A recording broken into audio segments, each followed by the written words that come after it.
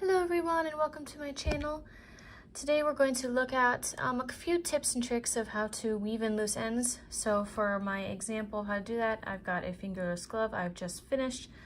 All I've left are the end weavings as well as blocking, so it's a great example.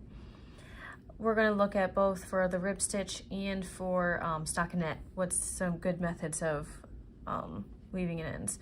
The only tool I'm going to be using is a darning needle. I like to use metal darning needles as the best, at least for me, I see it as the easiest way of weaving in ends.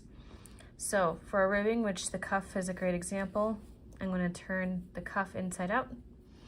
Here is my end that I'll put on the darning needle.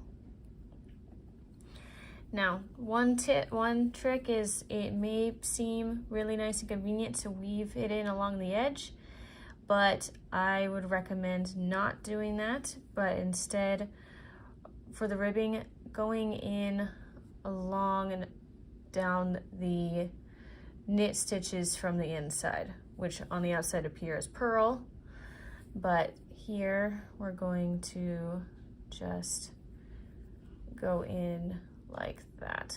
And the reason I don't go along the edge is because those stitches tend to be looser, and therefore it is easier to have your ends fall out. You see the loose ends from the outside of the project. It's just not as neat and clean.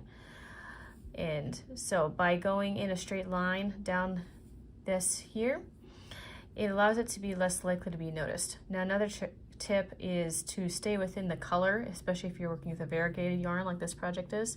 So this is brown, that's what I'm working with. I'm going to try to avoid going down into the blue. So I'm actually going to go up the other side rather than just keep going in that straight line. And again, just so I don't have that end poking out,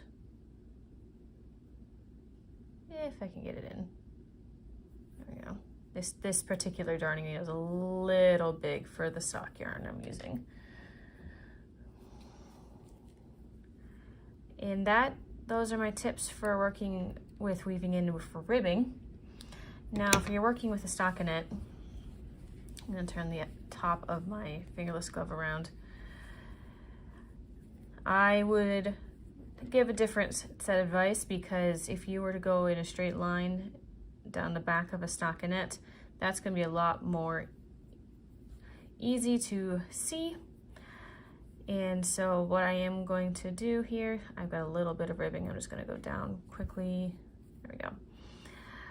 What I'm going to do is, instead of going in a straight line down that's going to be visible, is I'm actually going to carefully go in more of a diagonal that allows for it to be seen less likely, because I'm going in multiple rows across, as shown here. If it looks wonky here, that's just because I haven't blocked it yet, and the blocking will fix some of that. So yeah, those are my tips for effective weaving in.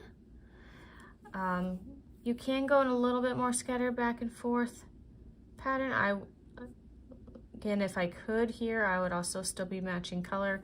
This part's a little bit trickier because I have very little blue at the top. But I hope that this is helpful as you are finishing up your projects, so that you can just have a really nice, clean finish to your project, so that the ends aren't likely to undo themselves. You're not going to have them poking out and just making your project look incomplete. So again, hope this helps. Thank you for watching. Please like and subscribe to see more videos, and have a great day. Bye.